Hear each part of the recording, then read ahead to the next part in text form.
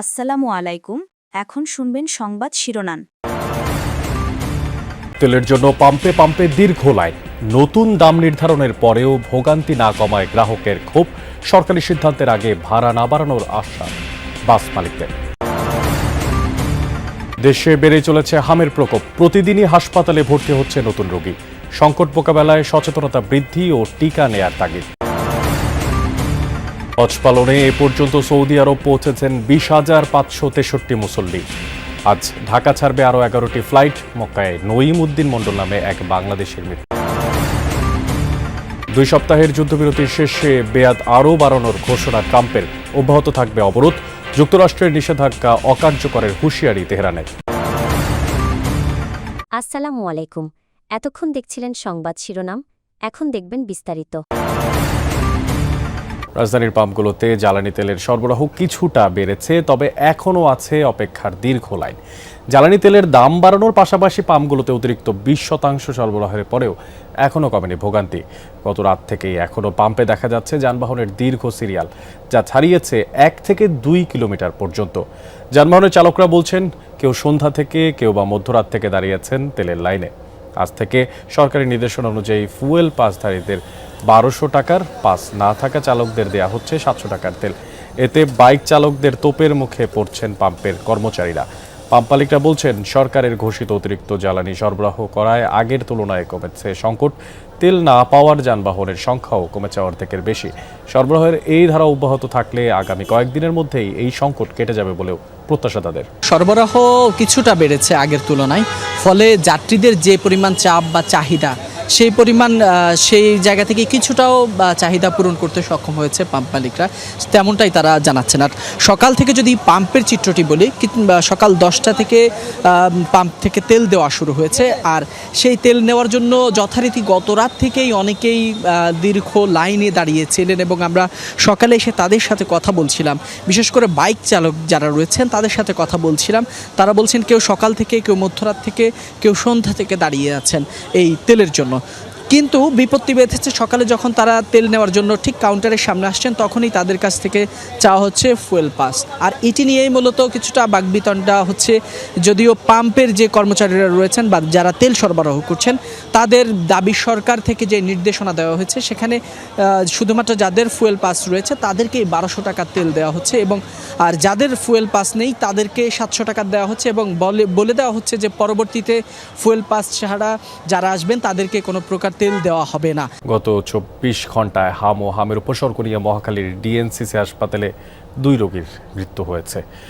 নতুন ভর্তি হয়েছে 123 জন, আর মোট ভর্তি আছেন এখন পর্যন্ত 484 জন রোগী। স্বাস্থ্য অধিদপ্তরের তথ্য অনুযায়ী 15 মার্চ থেকে মঙ্গলবার সকাল 8টা পর্যন্ত সারা দেশে হাম ও উপসর্গ নিয়ে মারা গেছেন 223 জন। মোট আক্রান্ত রোগী 25,935 জন। এ পর্যন্ত হাম সন্দেহে হাসপাতালে ভর্তি হয়েছে 17,085 জন এবং হাসপাতাল থেকে ছাড়া পেয়েছে 14,106 জন। হামের প্রকোপ বিবেচনায় উচ্চমাত্রার জ্বর দেখলেই আইসোলেশনে নেয়ার পরামর্শ দিচ্ছেন চিকিৎসকরা। উচ্চমাত্রার জ্বর, কাশি, ফুসকুড়ি, মুখে ঘা এমন সব উপসর্গ দেখলেই বাবা মায়েরা সন্তানদের নিয়ে ছুটছেন হাসপাতালে। শিশুদের পাশাপাশি আক্রান্ত হচ্ছেন বড়রাও। এখনও আসলে উদ্বেগজনক হারেই হাম আক্রান্ত শিশুরা হাসপাতালে আসছেন। আমি আসার পরেও আসলে বেশ কয়েকজনকে দেখেছি যারা মাত্রই ভর্তি হলেন। সুতরাং বলাই যায় যে উদ্বেগজনক হারে যে হামের সংক্রমণ যেটা বাড়ছিল, সেটা আসলে এখনও বেড়েই চলেছে। সেটা আসলে কোনোভাবেই আসলে যেন সংক্রমণটাকে রোধ করা যাচ্ছে না। এবং এখানকার পরিস্থিতি যদি একটু জানাই, যে আমি এসেছি ঘণ্টাখানেকেরও বেশি সময় আসলে অতিবাহিত হয়ে গেছে। আমি যেখানটাতে আছি, যে সেকশানে আছি, এখানেই নতুন আরও 10 জন রোগী ইতিমধ্যেই ভর্তি হয়েছে, যাদের সাথে আমি কথাও বলেছি। এবং তারা আসলে রাজধানীর অন্যান্য হাসপাতালে ছিলেন, কেউ আবার রাজধানীর বাইরের হাসপাতাল থেকে এখানে এসে ভর্তি হয়েছেন তাদের বাচ্চার অবস্থার অবনতি হওয়ার কারণে। সুতরাং আসলে এখনও হামের যে পরিস্থিতি, সেটা আসলেই উদ্বেগজনক। সৌদি আরবে হজ পালন করতে গিয়ে মক্কায় এক বাংলাদেশি হজ যাত্রীর মৃত্যু হয়েছে। নিয়মিত হজ বুলেটিনে মৃত্যুর খবর নিশ্চিত করেছে ধর্ম মন্ত্রণালয়। নইমুদ্দিন মণ্ডল নামে ওই ব্যক্তির বাড়ি জয়দেবপুর সদর উপজেলায়। বুলেটিনে জানানো হয় এখন পর্যন্ত 20,563 জন হজযাত্রী সৌদি আরবে পৌঁছেছেন। এর মধ্যে সরকারি ব্যবস্থাপনায় 2,870 জন এবং বেসরকারি ব্যবস্থাপনায় গিয়েছেন 17,693 জন। এখন পর্যন্ত মোট 51টি ফ্লাইট পরিচালিত হয়েছে। এদিকে সৌদি আরবের আইটি হেল্প ডেস্ক থেকে এই পর্যন্ত 2,868টি সেবা এবং চিকিৎসা কেন্দ্র থেকে 454টি স্বয়ংক্রিয় চিকিৎসা ব্যবস্থাপত্র প্রদান করা হয়েছে। আজ 11টি ফ্লাইটে আরও 4,521 জন হজযাত্রী সৌদি আরবে পৌঁছাবেন। গত 18 এপ্রিল বাংলাদেশ থেকে হজের আনুষ্ঠানিক যাত্রা শুরু হয়। আগামী 21 মে শেষ হবে এই ফ্লাইট পরিচালনা। 30 মে থেকে পুনরায় হজযাত্রীদের ফিরতি ফ্লাইট শুরু হবে, শেষ হবে 30 জন। দর্শক, নদী নেই, খাল নেই রেল ক্রসিংও, এমনকি ইন্টার ক্রসিংও নেই সড়কে।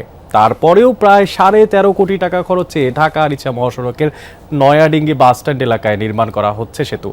কেন সরকারের এই অর্থ অপচয়, তা স্থানীয়দের কাছেও এক রহস্য। এলাকাবাসীরা বলছেন, পুরনো পরিকল্পনাতেই চলছে সরকারের টাকা হরিলুটের মহোৎসব। চারপাশে বসতবাড়ি, দোকানপাট, সড়কের পাশ দিয়ে শুকনো জমি, নেই কোনো খাল বা পানি প্রবাহের চিহ্ন। অথচ ঠিক এখানেই নির্মাণ হচ্ছে একটি সেতু। ঢাকা আরিচা মহাসড়কের নয়ডিঙ্গি বাসস্ট্যান্ড এলাকার এই প্রকল্প দেখে হতবাক স্থানীয়রা। একসময় দুই পাশের ফসলি জমির পানি নিষ্কাশন হতো এখান দিয়ে, কিন্তু এখন আশপাশের ব্যক্তি মালিকানাধীন জমি ভরাট করে গড়ে উঠেছে বসতবাড়ি সহ বিভিন্ন স্থাপনা। অথচ এখানেই প্রায় 13.5 কোটি টাকা খরচ করে নির্মাণ হচ্ছে একটি সেতু। স্থানীয়দের প্রশ্ন, বাস্তবতায় পানি না থাকলে সেতুর প্রয়োজনীয়তা কতটুকু? ব্রিজ আসলে বলে যখন ব্রিজ করতে হবে তার তো মানে নাই। আগে ব্রিজ ছিল, এখন বইরা কালভার্ট বানাইছি বা রাস্তা করেছি, এইটা হলো পরিবর্তন। এই চকের পানিটা বেরো হইতো, আবার এখান দিয়ে ঢুকে এখানে ঢুকতো, ঠিক আছে? এখন তো ওগুলো সব বন্ধ হয়ে গেছে। পানির তো ব্যবস্থাই নাই, তাহলে ব্রিজ করার দরকারটা কি? ইরানের সাথে চলমান যুদ্ধবিরতির মেয়াদ বাড়ানোর ঘোষণা দিয়েছেন মার্কিন প্রেসিডেন্ট ডোনাল্ড ট্রাম্প। তেহরান চুক্তির প্রস্তাব জমা এবং আলোচনায় কোনো সিদ্ধান্তে না পৌঁছানো পর্যন্ত কার্যকর থাকবে এটি। পাকিস্তানের অনুরোধে নেওয়া হয়েছে এই সিদ্ধান্ত। তবে ইরানি বন্দরগুলোতে অব্যাহত থাকবে মার্কিন নৌ অবরোধ। ট্রুথ সোশ্যালে দেয়া এক পোস্টে বিষয়টি জানান ডোনাল্ড ট্রাম্প। এতে তিনি দাবি করেন, পাকিস্তানের ফিল্ড মার্শাল আসিম মনির ও প্রধানমন্ত্রী শাহবাজ শরীফের অনুরোধেই যুদ্ধবিরতির মেয়াদ বাড়াচ্ছে ওয়াশিংটন। জানান, এই যুদ্ধবিরতি ততক্ষণ পর্যন্তই কার্যকর থাকবে যতক্ষণ না ইরানের নেতা প্রতিনিধিরা যুক্তরাষ্ট্রের কাছে ঐক্যবদ্ধ প্রস্তাব নিয়ে আসে। তবে আনুষ্ঠানিকভাবে এখনও কোনো প্রতিক্রিয়া ব্যক্ত করেন ইরান। মার্কিন নৌ অবরোধকে অ্যাক্ট অফ ওয়ার আখ্যা দিয়েছেন ইরানের পররাষ্ট্রমন্ত্রী আব্বাস আরাকচি। মঙ্গলবার সামাজিক যোগাযোগ মাধ্যম এক্সের এক পোস্টে এই মন্তব্য করেন তিনি। এমন সিদ্ধান্ত বহাল রাখা যুদ্ধবিরতি লঙ্ঘনের শামিল বলেও অভিযোগ করেন তিনি। আরাকচির হুমকিতে যুক্তরাষ্ট্রের নিষেধাজ্ঞা অকার্যকর করার সব উপায় জানা আছে ইরানের, বলেন তিনি। দেশটি দমন পীড়নের বিরুদ্ধে প্রতিরোধ গড়তে পিছপা হয় না বলেও জানান।